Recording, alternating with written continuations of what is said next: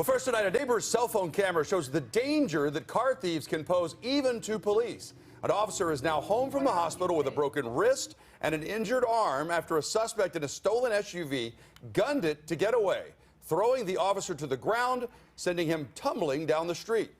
Just the latest in a growing trend of car thefts in our area. Thanks for joining us for your news at 10. I'm David Rose. And I'm Jamie Tompkins. Tonight, Tacoma police are investigating, but the driver and the woman who was with him got away. Fox 13 News reporter Matthew Smith is live in Tacoma along Mason Avenue where this happened. Matt?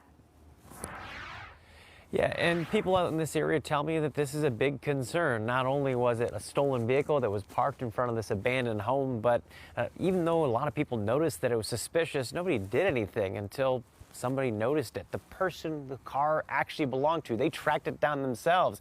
But at the end of the day, the fact that this police officer was hit or thrown from this vehicle 15 feet behind where it was gunned, well, all in all, it was a dangerous situation. They took off the vehicle. They're heading northbound at a high rate of speed. They threw both of us out of the car on the way down. This video showing the scary moment that an officer's thrown an estimated 15 feet back. They're both at the hospital and they're currently being evaluated for injuries. As Officer Boyd tells me, this could have been worse.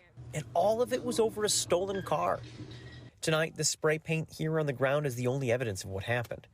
We're told that a theft victim spotted this car, their car, being spray painted on the side of the road, so they called 911. And when officers showed up, they found a loose dog with the suspects roaming the area, so they asked them to put it away. As the suspects were putting the dog away, the officers moved up to continue their investigation. As they continued the investigation at the open driver's side door, the driver quickly turned the vehicle on, put it in reverse, and sped backward. While this all may be frustrating for theft victims, Boyd says it's a reminder of how violent these confrontations can become. And make no mistake, car thefts are skyrocketing. In 2020, according to statistics from Puget Sound Auto Task Force, Pierce County had on average 374 cars stolen a month. The next year, it jumped to 536 a month after a surge in thefts in the later part of the year.